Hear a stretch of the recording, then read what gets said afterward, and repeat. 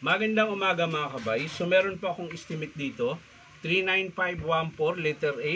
Ang model nito mga kabay ay dito 5811. 5 kilos jackhammer ng DeWalt. So ito mga kabay gumagana pero wala po siyang hammer. So mga kabay titesting po natin. Yan po. Gumagana siya pero wala siyang hammer. Ayan po.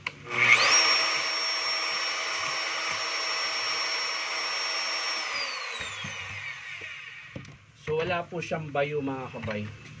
Wala siyang pumapalo pero gumagana siya. So titingnan natin mga kabay, bubuksan natin. So yan mga kabay, nabuksan ko na po yung screw. So tatanggalin na po natin ito. Ayan. Siyempre, ingatan nating huwag mahila yung wire na ito. Dahil pag nahila po yan, mapuputol po siya mga kabay.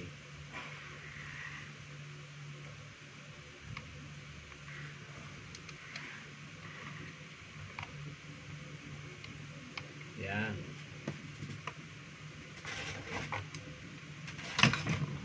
So yan mga kabay, nahiwalay na po natin ito. So ang sunod dito, ayan. So kung mapapansin nyo mga kabay, ayan, lumalabas po yung langis niya. So ibig sabihin po niyan, yung kanyang seal dito sa may spindle ay sira na rin po. So magpapalit din po tayo.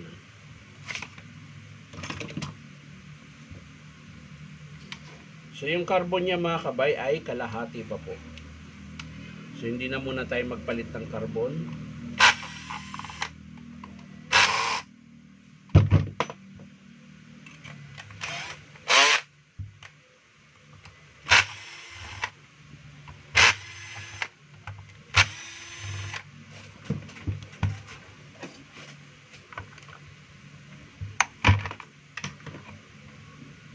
So ayan po, okay pa po yung kanyang field coil. Yung armature naman niya mga kabay, ayan, okay pa po siya. Kasi gumagana naman po kanina nung tinesting natin. Ayan, alog lang po yung bearing nito. Ayan. So magpapalit din po tayo niyan.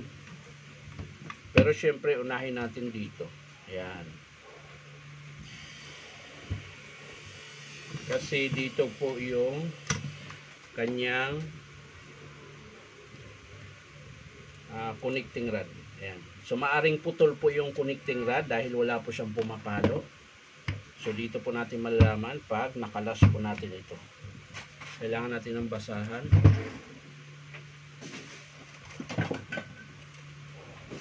At baka marami pang langis na natira. Ayan.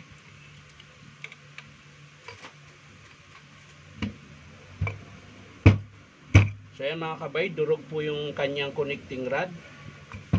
Ayan. So ang naiwan na lang ay yung kanyang piston. Ayan. So di striker niya. Ayan po, kung mapapansin nyo mga kabay, yung piston niya wala na po yung connecting rod. Putol na po.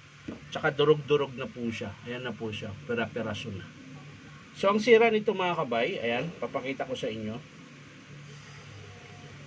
Ayan naman, kaya po siya tumatagos yung langis dito. Ito po yung sira niya, no. Ayan. Isa na lang po yung kanyang o-ring. Ayan, dapat dalawa ito. Ayan, wala na pong laman. So maaring may nag-repair na nito. Ayan, o kaya nakalimutan ilagay. Dapat dalawa po yung ganito para hindi po siya tatagos yung langis sa may spindle. Ayan. So titingnan lang natin yung crankshaft niya mga kabay kung okay pa. Ayan. So okay pa naman siya mga kabay. Pero pinakamaganda niyan, buksan natin ito para po masiguro natin na okay pa.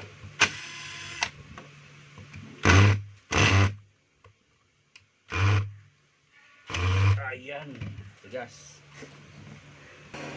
So yan mga kabay, nakalas ko na po yung screw. Ayan, angat natin. So yan, alog na po siya. Ayan. Ito po yung kanyang crankshaft. Kailangan natin ilabas to. Ayan. Kasi minsan, alog din to. Ayan o. Alog din po yung bearing. Minsan, isa din yung sa dahilan kung bakit nadudurog yung connecting rod. Ayan. Ayan po yung connecting rod niya. Pira-piraso na. Andito pa po sa loob yung iba. Ayan. Minsan yan, isa din sa dahilan yung bearing kapag maluwag na. Ayan. Pero ang pinakadahilan talaga niyan mga kabay kung bakit nabali ito. Alam mo yung pag nagtibag kayo, yung sobrang diin, halos sinasakyan nyo na. Isa din yun sa dahilan kung bakit nababali ito. Kasi habang pinipigil mo siya, eto, imbis na maglalaro pa ng malakas yung piston, hindi na, para na siyang nagagano na lang. Ayan, ganyan na lang. Tapos diin na yung connecting rod, kaya po siya nababali. Dapat niyan mga kabay, hayaan mo lang maglaro yung demolition hammer para hindi po siya mapigil yung connecting rod. Yan, yan sa akin po, sa akin lang po yung palagay. Ayan. So ang sira nito mga kabay, connecting rod, o-ring, dalawang o-ring dito sa may seal, tapos dalawang o-ring din sa isa dito sa piston, isa sa striker, at syempre yung bearing 6-2-0 po ito. 6-2-0, 6-2-0, ayan. Hindi ako magkamali mga kabay, 6-2-0 or 6-2-3, ayan. Tapos magpapalit din po ako ng bearing dito, 6001 or 6001. Tama ba? Nakalimutan ko na. 6,000 yata yun mga kabay, yun dito. Tapos dito ay 6, ano ba to dito?